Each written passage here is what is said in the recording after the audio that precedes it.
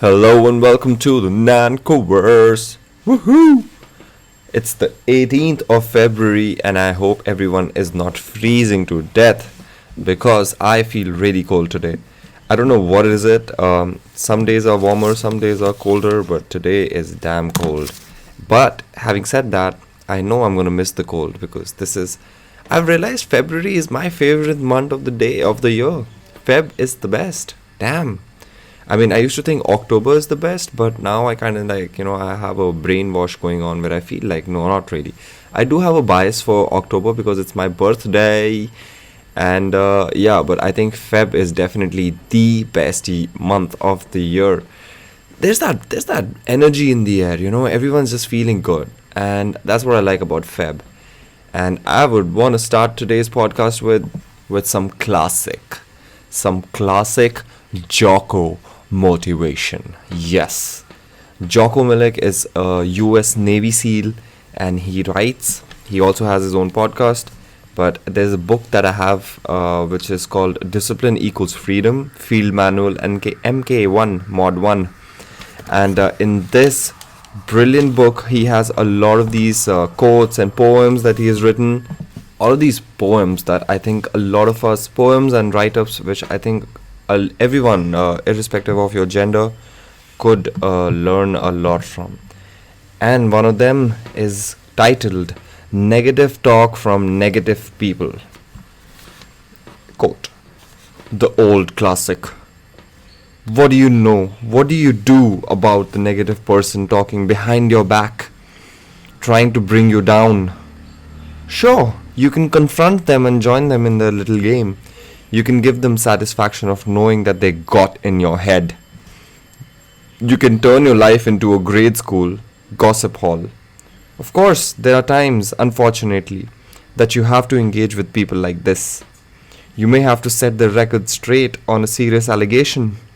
You may have to challenge statements that might be damaging to the team or the mission. And when you have to engage, do it professionally.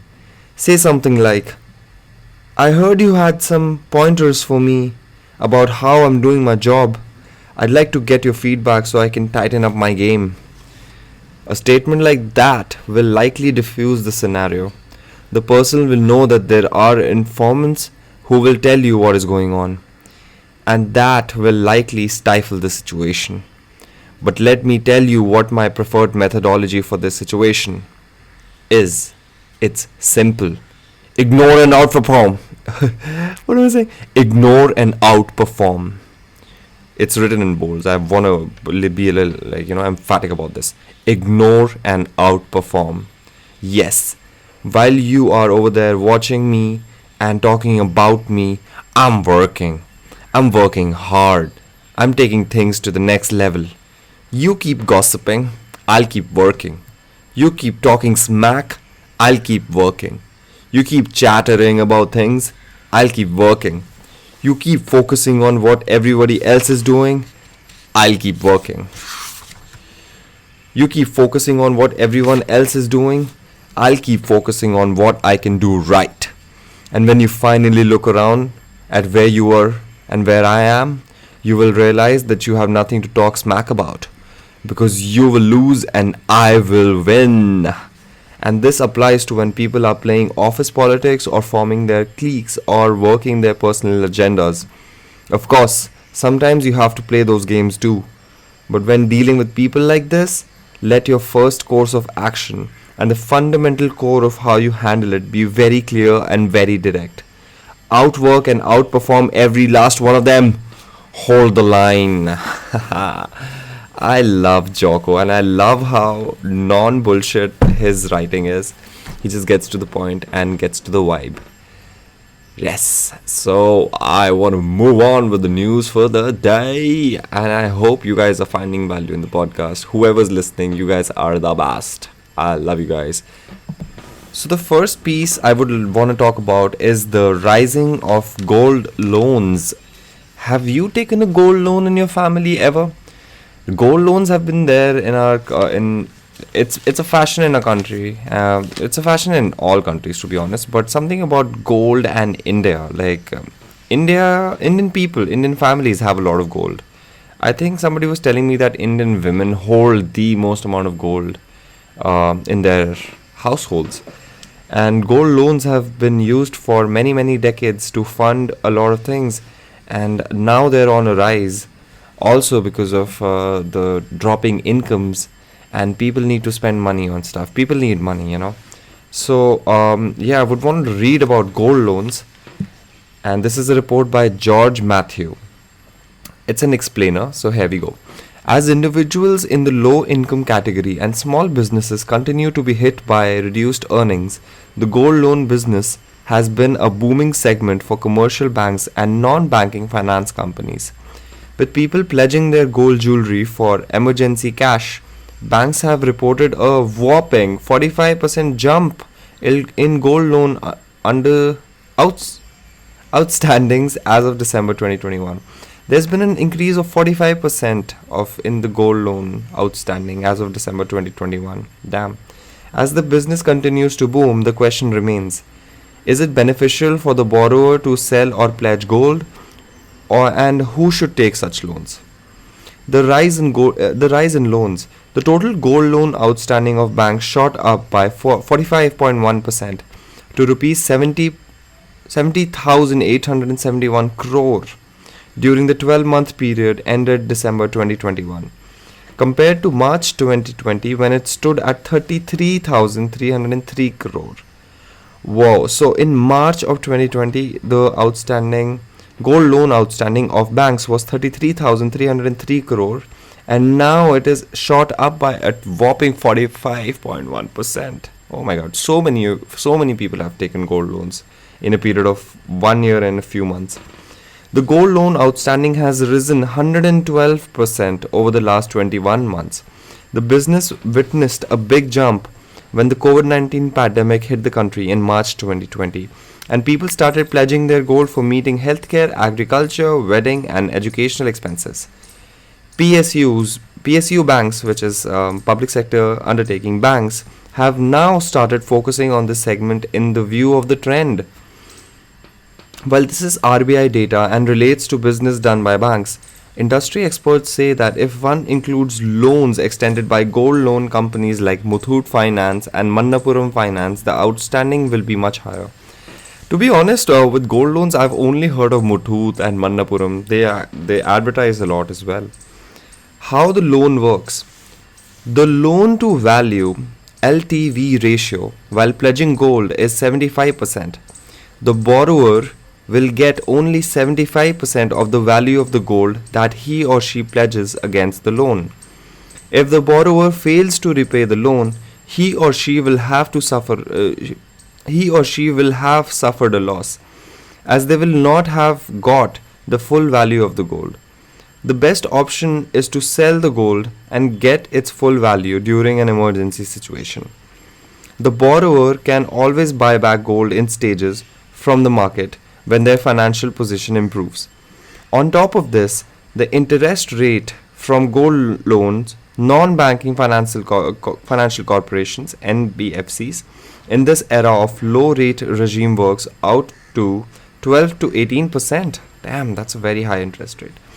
According to India ratings, unlike other secured loans such as two-wheeler, commercial vehicle, or home loans, where the collateral stays with the borrower and only in an event of default is it repossessed, the collateral in a gold loan rests with the lender for the entire tenure of the loan.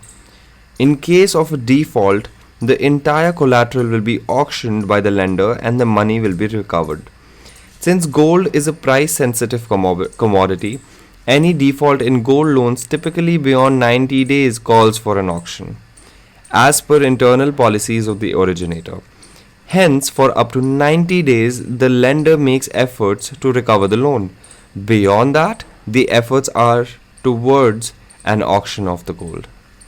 So if you've taken a gold loan, it will be typically around 90 days, after which they will sell it. And in the case of, say, two-wheeler loans or commercial vehicles and home loans, you at least get to keep the home, and if you make a default, they will take it. But at the same time, I think gold loans with their interest rates is insane. So should you take a loan? In line with all interest rates in the economy, the interest rates on gold loans also are low. State Bank of India is offering loans at 7.3%. However, low rates should not be the only reason for individuals or small business owners to go for a gold loan. Experts say taking a loan in these times could be both a good and a bad idea depending upon who you are and what are you borrowing for. Taking a loan for consumption needs or to fund a marriage may not be a good idea if your income is under stress. If you are unable to repay the gold loan, you run the risk of financiers selling the gold you pledged. However, if the loan is for funding short term working capital needs and to cover up for a stretched payment cycle, experts say that one can go for it. Quote, for a small businessman whose need is driven by a rise in the payment cycle and who is looking to cover a gap for a few months, it is not a bad idea. It's a bad idea if you want to take up a loan for a wedding. I think that is a dumb move. Please don't do that. Please don't pledge your gold for a wedding. Just don't do it. I'm no expert, but at the same time, I think experts would agree with me when I say this. Just don't do that. It's a very, very dumb move. A lot of people also take up loans for frivolous things. They want to take up loans for a holiday that they haven't been able to save for, and when they come back, they have to pay an interest rate of 12%. Like, bro, just chill, just relax. You do not have to impress people that do not care. If you live or die, they don't give a damn, man. So yeah, a lot of people want to go on holidays that they can't afford for the gram, for the Instagram, so that their friends can see, oh, look at this guy, he's having such a great time. Look at this girl, she's having such a great time, and look at my miserable life out here trying to save my money. But for the last thing this person is just swiping them credit cards and taking them gold loans so that they can post a nice picture on Instagram. And trust me, it's a very real thing. The older you grow, the more you realize that people are just full of crap sometimes. So just be in your good energy, man. Save your money. But at the same time, do not get bored. That's not what I'm asking you to do. What I'm asking you to do is do not take loans for things that you do not need to take loans for. That's all I'm saying. Yes. Moving on, I would want to bring the attention of the listeners to an editorial by Ishan Bakshi in the Indian Express. And he talks about the issues of underlying architecture of digital currency. Yes. We talked about the digital rupee earlier on the podcast. And now I also want to bring our attention to this article that looks very well written. So here we go. Checklist for a digital currency. Issues of underlying architecture, effects on cash circulation, and banks must determine RBI's design. In the Union Budget presented a few weeks ago, Finance Minister Nirmala Sitharaman proposed to introduce a digital currency in the coming financial year. While the RBI is still in the process of figuring out the contours of what a digital rupee will look like, it is expected to carry out pilot studies in this area shortly. There are several design/conceptual issues that will need to be examined. How the RBI views each of these features will determine the form, functionality, and ultimately the utility of the digital rupee. The first consideration centers around the underlying technology architecture. Should the CBDC, which is Central Bank Digital Currency, be based on the distributed ledger technology a la Bitcoin? While there are inherent advantages to a decentralized consensus approach, some argue that this architecture is, quote, slow and inefficient compared to centralized ledger systems. The time it takes to validate and settle transactions is high, and the number of transactions that can be handled by the network is low. For instance, it takes 10 minutes on average to settle a Bitcoin transaction. Thus, there are issues of scalability with this framework. Second, will the digital currency be account or token based? At its core, an account based framework like bank deposits links ownership with identity. On the other hand, as some have said, a token based framework like cash provides for greater anonymity. While the former could potentially increase the risk for banks, the latter raises concerns such as money laundering. Third, what will determine the supply of CBDCs? If the central bank decides to issue CBDCs over and above the incremental physical currency that it prints and injects every year into the economy, it will lead to a significant expansion of its balance sheet. The RBI will then have to purchase an additional equivalent amount of government debt or any other securities. This will raise troubling questions on how the central bank allocates its investment portfolio. However, the RBI can choose to limit the supply of digital currency by substituting it for some part of the incremental physical currency it injects each year. Fourth, accepting the latter option may effectively result in capping the digital currency in circulation and thus the amount that can be held by individuals and companies. This will, in turn, limit its usage, at least in the initial years. Imposing limits or capping the amount that can be held as CBDC will also reduce the risk of deposits shifting away from commercial banks, thus allaying the fears that during times of financial distress, depositors will move from bank deposits to CBDCs and aggravate the crisis. Fifth, the central bank will also have to decide if the digital currency will be interest bearing. This, along with the quantum of CBDCs in circulation, will have a bearing on the financial system and monetary policy. If the RBI opts for the interest-bearing option, then the digital currency without any caps will emerge as a perfect substitute for bank deposits. Banks will then face the threat of deposits shifting to the CBDC and losing out on their source of funding. As some have argued, they may respond by raising funds at higher costs, which will impact their margin or lending rates, thus affect credit demand. Considering these implications, the RBI may have to explore the possibility of putting in place a permanent, quote, window for banks to help offset any asset liability mismatches that may arise. On the flip side, though, an interest-bearing CBDC without any caps can also morph into an instrument of monetary policy. CBDCs can help improve the efficacy of monetary policy by reducing the problems associated with the pass-through rates through banking channels. However, as some have pointed out, the notion that CBDCs will help central banks face the zero lower bound does not really apply in developing economies like India, which, at least for now, do not face similar constraints. I do not know what zero lower bound means. Anyway, sixth, there is also the usage of cash to contend with. Unlike the economies of US and Sweden, the Indian economy is still characterized by the widespread use of cash. That's true. In fact, as a percentage of the GDP, currency in circulation is higher now than before demonetization, despite a surge in digital transactions during this period. This is mind-boggling. Anyway, limiting the physical currency in circulation may in fact have an adverse effect on parts of the economy that are predominantly dependent on cash as a medium of exchange. The large informal economy, especially the agricultural sector, comes to mind. While this fits in with this government's desire for greater formalization, forced formalization will render many informal units uncompetitive and could cause disruption in agriculture. Demonetization.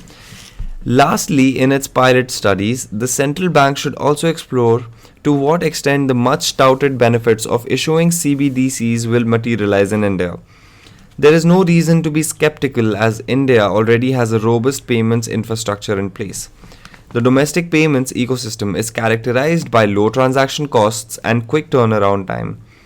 And unlike China, there is healthy market competition. So to what extent the introduction of a CBDC will aid in further accelerating financial inclusion, facilitating low-cost transactions for low-income households is debatable. Some have also argued that as a CBDC is a liability of the central bank and not commercial banks, it will minimize the depositors' exposure to their bank. But this argument fails to account for the presence of public sector banks. It is difficult to imagine a scenario where the union government or the regulator allows a public sector bank to fail or depositors not to be paid in full due to political considerations. Moreover, this argument also assumes the absence of any limits on the issuance and holdings of CBDCs. Perhaps in formulating its views on digital currencies, the RBI should simply be guided by the desire to preserve its monetary sovereignty. Either way, it should tread carefully. Like all of us, always tread carefully. Be careful of the decisions that you make. And a central bank digital currency is something I'll be keeping my eyes on. There's a lot to understand. Whenever we talk about these about cryptocurrencies, digital currencies, about NFTs, I've realized that there are two types of people. One is a type that is extremely defensive about the fact that, oh man, I really don't understand anything. And then there are the types who are like, okay, let me tell you, and they just seem to know everything. I'm skeptical of both those people, because the people who tend to say that they don't know anything, and the people who tend to say that they know everything are people who are part of the first group, but they don't want to accept it. So I want to be in the part of the people who are trying to understand this day by day and build their knowledge, read more articles, and talk to experts about this. So what are your thoughts on a central bank digital currencies? Please do let me know in the comment sections. Woohoo! Moving on, there has been a push by the government for green hydrogen plants. Green hydrogen is something that is touted as a solution to our coal-generated, fossil fuel burning energy needs. Green hydrogen is known for having no carbon footprint, if I'm not wrong. Yeah, how is green hydrogen is hydrogen generated entirely by renewable energy. Yeah, so it's hydrogen generated entirely by renewable energy. There's a different types of hydrogen production. There's a brown hydrogen. There's different types of hydrogen. I would want to get back to you guys on this. But green hydrogen is hydrogen generated entirely by renewable energy or from low carbon power. Green hydrogen has significantly lower carbon emissions than grey hydrogen, which is produced by steam reforming of natural gas, which makes up the bulk of hydrogen market.